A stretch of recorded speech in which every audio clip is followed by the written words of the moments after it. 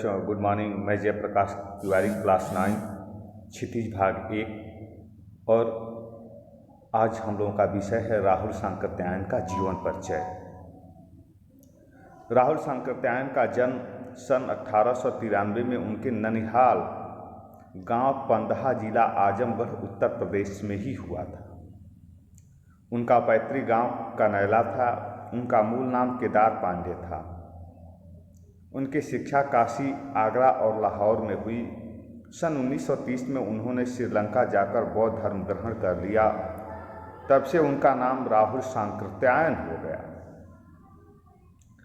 राहुल जी की पाली, प्राकृत, अपभ्रंश, तिब्बती, चीनी, जापानी, रूसी सहित अनेक भाषाओं के जानकार थे। उन्हें महापंडित कहा जाता था। सन 1963 में उनका देहांत हो गया। राहुल सांकृत्यायन ने उपन्यास, कहानी, आत्मकथा, यात्रा वृत्त, जीवनी, आलोचना, शोध आदि अनेक विधाओं में साहित्यिक सृजन किया। इतना ही नहीं, उन्होंने अनेक ग्रंथों का हिंदी में अनुवाद भी किया। मेरी जीवन यात्रा 6 भाग में, दर्शन दिग्दर्शन, 22वीं सदी, बोलगा से गंगा, भागो नहीं दुनिया को बदलो, दिमागी गुलामी, घुमक्कड़ शास्त्र उनकी प्रमुख कृतियां हैं, रचनाएं हैं। साहित्य के अलावा दर्शन,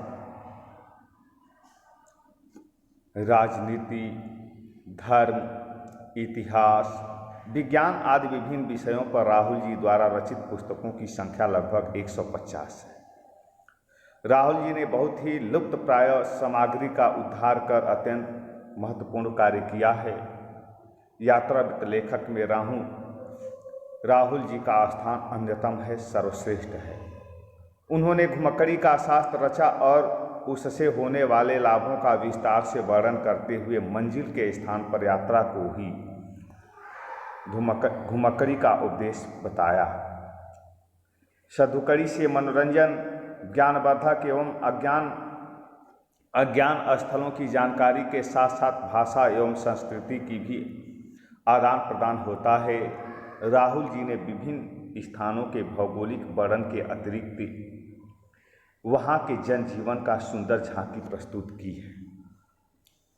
राहुल सांकृत्यायन का यात्रा वृत्त लेखक में श्रेष्ठ स्थान है। अपने घुमक्कड़ शास्त्र के माध्यम से उन्होंने मंजिल की अपेक्षा यात्रा को ही घुमक्कड़ी का उद्देश्य बताया है। इससे होने वाले लाभों का भी उन्होंने विस्तार से वर्णन किया है। उन्होंने विभिन्न स्थानों के भौगोलिक वर्णन के साथ साथ वहाँ के जनजीवन का भी आकर्षक चित्रण प्रस्तुत किया है। अब हम प्रकाश डालें राहुल सांकृत्यायन की भाषा शैली पर। तो राहुल सांकृत्यायन की भाषा सरल, सहज एवं प्रभावात्मक शब्दों से परिपूर्ण है। उनकी रचनाओं में आंचलिक शब्दों की बहुलता के कारण भाषा में एक विशेष प्रवाह आ जाता है। उन्होंने हिंदी के अतिरिक्त उर्दू और अंग्रेजी के शब्दों का भी प्रयोग किया है। संकलित अंश राहुल जी की प्रथम तिब्बत यात्रा से लिया गया है, जो उन्होंने सन 1929-30 में नेपाल के रास्ते की थी। उस समय भारतीयों को तिब्बत यात्रा की अनुमति नहीं थी, इसलिए उन्होंने यह यात्रा एक भिखमंगे के छद्म भेष में की थी। इससे तिब्बत की राजधानी ल्हासा की ओर जाने वाले दुर्गम रास्तों का वर्णन उन्होंने बहुत ही रोचक शैली में किया। इस यात्रा वृत्तांत से हमें उस समय के तिब्बती समाज के बारे में भी जानकारी मिलती है। प्रस्तुत यात्रा वृत्तांत में लेखक ने अपनी प्रथम तिब्बत यात्रा का एक अंश प्रस्तुत किया है। लेखक सन 1929-30 में नेपाल के रास्ते तिब्बत गया हुआ है। उन दिनों भारतीयों का तिब्बत जाना वर्जित है, मना है, इसलिए उन्हें भिखमंगे का ढूंढ करके यात्रा की।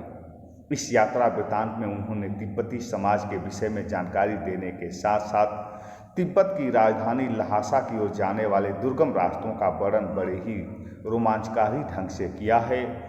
तो प्यारे बच्चों, इस वीडियो में बस इनके जीवन परिचय तक ही सीमित रहेगा। फिर हम अगले वीडियो में मिलेंगे।